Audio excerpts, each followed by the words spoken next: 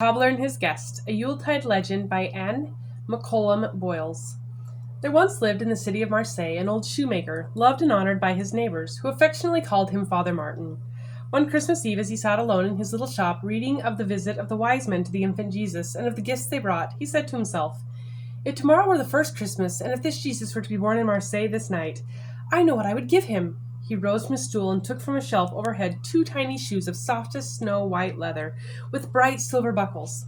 "I would give him these, my finest work." Then he paused and reflected. "But I am a foolish old man," he continued. "The master has no need of my poor gifts." Replacing the shoes, he blew out the candle and retired to rest. Hardly had he closed his eyes, it seemed, when he heard a voice call his name. "Martin! Martin!" Intuitively he felt a presence. Then the voice spoke again. "Martin, you have wished to see me. Tomorrow I shall pass by your window. If you see me and bid me enter, I shall be your guest at your table." Father Martin did not sleep that night for joy, and before it was yet dawn he rose and swept and tidied up his little shop. He spread fresh sand upon the floor, and wreathed green boughs of fir along the rafters. On the spotless linen-covered table he placed a loaf of white bread, a jar of honey, and a pitcher of milk. When all was in readiness, he took up his patient vigil at the window. Presently he saw an old street sweeper by, blowing upon his thin gnarled hands to warm them. "Poor fellow, he must be half frozen," thought Martin. Opening the door, he called out to him, "Come in, my friend, and warm yourself, and drink something hot." And the man gratefully accepted the invitation. An hour passed, and Martin saw a young, miserably clothed woman carrying a baby. She paused wearily to rest in the shelter of his doorway. The heart of the old cobbler was touched. Quickly he flung open the door. "Come in, and warm while you rest," he said to her. "You do not look well," he remarked. "I am going to the hospital. I hope they will take me in, and my baby boy," she explained.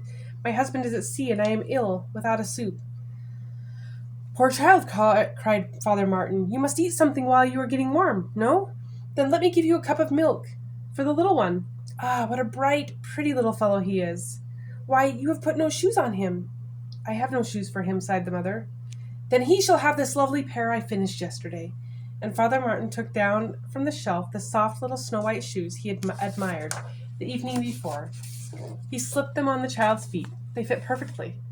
And shortly the poor mother went on her way, two shoes in her hand, and tearful with gratitude. And Father Martin resumed his post at the window. Hour after hour went by, and although many people passed his window, and although many people shared the hospitality of the old cobbler, the expected guest did not appear. "It was only a dream," he sighed, with a heavy heart. "I did hope and believe, but he has not come." Suddenly, so it seemed to his weary eyes, the room was flooded with a strange light, and to the cobbler's astonished vision there appeared before him, one by one, the poor street sweeper, the sick mother and her child, and all the people whom he had aided during the day. And each smiled at him and said, "Have you not seen me? Did I not sit at your table?" Then they vanished from his view. At last, out of the silence, Father Martin heard again the gentle voice repeating the old familiar words, "Whosoever shall receive one such in my name receiveth me. For I was a stranger, and ye took me in. Verily I say unto you, inasmuch as ye have done it unto one of the least of these my brethren, ye have done it unto me."